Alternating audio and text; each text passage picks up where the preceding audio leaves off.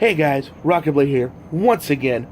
What's up everybody? Welcome to my spoiler-free epic review of Thor Ragnarok. Or, if you're lazy, Thor 3. Hey guys, what's up man? A couple of things I want to get into before I get into the movie, which again, spoiler-free. One being, for all the Marvel and DC fans, let's please stop hating on each other's movies. Because I've seen on both Thor Ragnarok and Justice League trailer, in the Justice League trailers, how they were both shit posting, how Justice League is going to destroy Marvel, how Thor is going to destroy Justice League or DC, and shit talking back and forth, and how it's going to destroy one's going to destroy the other, and all that shit. And it was just, can we grow up and stop this shit? It reminds me of the console wars of the WCW and WWF back in the day when it was called, before it changed to the WWE wars, of like, choose a side and which one's better bullshit. I was never for that. That was stupid. Even as a kid, I knew that was dumb, because it's essentially the same thing, just on a different brand. That's all it is. It's like finding out which chips are better, Doritos or Cheetos. Like, who gives a fuck, really? This is so pointless and stupid. Can we grow past that, please? Because at the end of the day, if both Marvel movies and DC movies succeed, we the fans win. That's just it. And goddamn it, I love both. I love both. Not one more than the other. Not one more than the other. I both love both Marvel and DC movies. And that's it. So can we just please stop the fighting? I think it's just pointless and stupid. That's one thing. The second thing is, before we went to saw the movie, we ate at a place called Zaxby's. If you hadn't been a place, if you ever heard of Zaxby's, change that. It's one of the best chicken places in the world besides Chick-fil-A. Go definitely check that out. Alright, let's get into the movie itself. Basically, the basic premise is about Thor trying to prevent Ragnarok. According to the mythologies out there, it's basically that Ragnarok is like the end of the, I guess for Thor's homeworld, that's like the end of the, basically saying the end of the world for that particular home, for Thor's home. So he's desperately trying to try to prevent it and stuff. So that's the basic movie about it. He tries to prevent it. An evil woman escapes, which you find out through a big plot point, pretty deep into the movie. She's very, very important, and that's all I'm gonna say, because you was like, wow, I didn't know that from Odin is revealed during the plot. And it's just them just trying to like stop it from destroying Thor's home. But as you see from the trailer, from along the way, both him and Loki get trapped into a different, like, this weird dimension to where, like, he has a fight in this Coliseum where you obviously see the Hulk, and it's basically them trying to escape, get back to Thor's home to prevent Ragnarok. So, of course, let's go to perform it. The visuals, beautiful, very, very beautiful. These are great movies. It's a very great movie. It's beautiful, well done. I just love the visuals of these Marvel movies, especially here in the Thor's Ragnarok movie. It's so beautiful, so well done. It's just really good. Kudos to the artists and the set designers. They made the movie look pop and beautiful. Secondly, the movie is funny as hell. It is funny as hell. At least with Koopa, most of the jokes, some of the jokes were hit and miss, but mostly hit. I liked all of them. I understand what he's saying, but I laughed at all of them. I thought they were funny. I mean, there was some jokes that didn't land, but most of it, at least 99.9% of it, did hit the mark for the most part, and it was fun. But I know some of the naysayers on the DC side saying, well, see, but that's so stupid. Ragnarok should be a serious movie, because Ragnarok's like the end of days. You know what I'm saying? For Thor's homeworld, it's the end of days. They shouldn't joke about something like that. Let me make something perfectly clear. Even though it's all fun and games, and the vision looks fun, and the action is, from start to finish, so phenomenal and well choreographed, make no mistake, this movie is very dark, and a lot of people die. And I'm not gonna say who or what happens, but a lot of people die in this movie. So, and it gets a very serious tone, because the main villainess in this movie She is no fucking joke. She is like fucking like. You remember Sindel from Mortal Kombat 9? Which, spoiler alert, she was like killing most of the MK cast.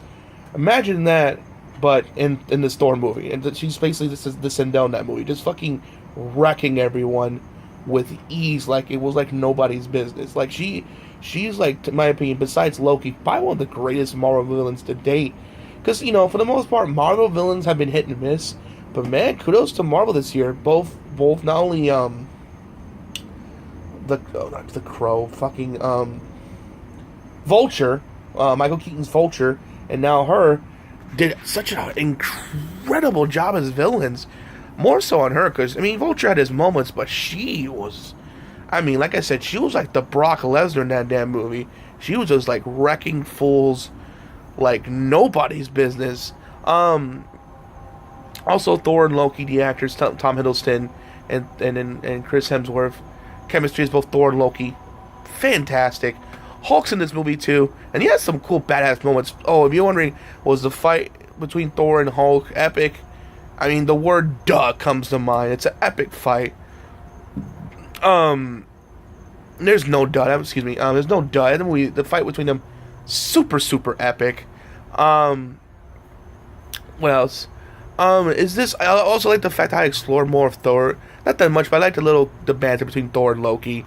You know, they're kind of exploring their relationship and stuff. I do like that fact. I think it's really, really, really cool that they do that. It's just really, just really well explained. It's just really well done. You can tell the chemistry is so good. It's just so crazy how Tom Hiddleston, if you didn't know, was originally supposed to be Thor, and because he his footage out there, he bulked up, you know, doing some like test footage poses and stuff, but ended up going to Chris Hemsworth. He ended up getting the role for Loki, and now he's just owned that role. Kind of like how Chris Hemsworth owned the role of Thor. I mean, he owned it, and it was amazing. And I think, but don't get me wrong. I mean, Robert Downey Jr., Captain America, and I mean not Captain America, of course. Chris Evans is Captain America. Robert Downey Jr. is Iron Man, and Mark Ruffalo as a Hulk really owned those roles. And Thor was kind of the wild card because they're all loved in their own little pop culture ways. Each character had their cult followings, but Thor was kind of like the oddball. And the actor had to be phenomenal to make that character work. Otherwise, he was going to fail. And Chris Hemsworth just, like, nailed that character so much. Carl Urban, by the way, he's in the movie, too. He's like one of the Watchers that teleports people to Thor's homeworld. And he looks awesome, too. He looks like something out of, like, World of Warcraft or something. I mean, in a cool way. He looks really, really awesome. I love the armor he wears. It's so cool. And like I said, the fighting's amazing. It's like I said, even though it's very, very funny, it's very dark. Like I said, the main villainess is movie just pulls no punches and very violent, and just she's a threat. And she's probably the best villain, like I said, besides Loki, because the Thor the Dark World villain was kind of like just there. And it's a typical, I'm going to destroy the world, kind of like villain you've seen in a billion other like superhero movies before. Nothing special. I mean, he looked cool, but there's nothing really special about it. But she was like, she had a history. She looked amazing. Though a lot of people say she looks like Aku from Samurai Jack, which when she wears a headpiece armor, I can kind of see it, and that's been memed to death. But because of Sonya, she's no joke, man. She's violent, and she's just like, man, she's like, just probably one of the best like villains since Fiora from Man of Steel. So it's like this a female villainess that's like, wow, she's no joke. Step the fuck back, guys. She is no joke. Also, I gotta address that Jeff Goldblum is in the movie, but I'm not saying he's bad. I think he did a great job, but I just feel like the director is like, okay, Jeff Goldblum, you're a ruler of this planet that makes people fight for your entertainment, and you're like, and that's it. Just be yourself. You're just a ruler of a planet that have people fight, but you're just basically yourself. Because that's what it was. That's what it just felt like to me. And then it wasn't in a bad way, because he was very funny and just had this weird presence about him that I just can't but like, even though he was supposed to be a bad guy and what he was doing was evil. But it's so weird. Like, I can't really describe it, but he did such a great job. But that's what this feels like to me. It feels like if Jeff Goldblum had a planet, which I know I'm repeating myself, had a planet that made people fight. That's basically what his character was, but it was still great regardless.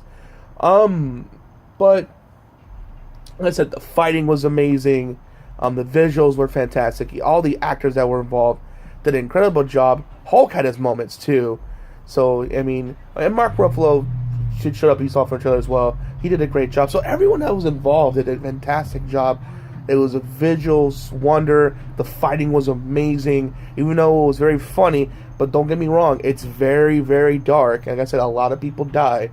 You know what I'm saying? So don't think like, oh, it's just a normal laugh fest Marvel movie. It's supposed to be a lot of serious, you know, topic and like, you know, fiction history and stuff. Yet they're kind of like laughing it off like it's no big deal. No, I mean it is fun to be had, but trust me when I say it is some serious shit, and do not underestimate it. All right, but that's it, guys. Overall, Thor Ragnarok is, in my opinion, the best Thor movie. Because out of rank them, Thor 1 was really fantastic. I mean, it came out of nowhere and it came into some phenomenal hit. The Thor second one, it wasn't as good as the first one, but it's still a good watch. I recommend watching it because some of some fights are pretty good. But Ragnarok, man, not only had the best action, the best visuals, it was probably the funniest movie since Guardians 2. Probably one of the best parts of comedy, right up there with Guardians 2. Action, visual, great characters. It was very dark at times too. Very dark. It didn't pull no punches. It was like, holy shit. Like, and overall, I cannot recommend this movie enough. Go see Thor Ragnarok. I mean, it deserves all the praise it's getting. It's the best Thor movie to date, and it was. I even predicted it because how it looked and the feel of it, like, oh man, they're gonna put out all the guns to make this the best Thor movie yet, and it is. It is the best Thor movie to date. Go watch Thor Ragnarok. I cannot recommend it enough. Alright guys, I hope you enjoyed the video. Please make sure to rate, comment, and subscribe. And as always, Rockingtheblade signing out. Hope to see you guys again real soon. Peace out.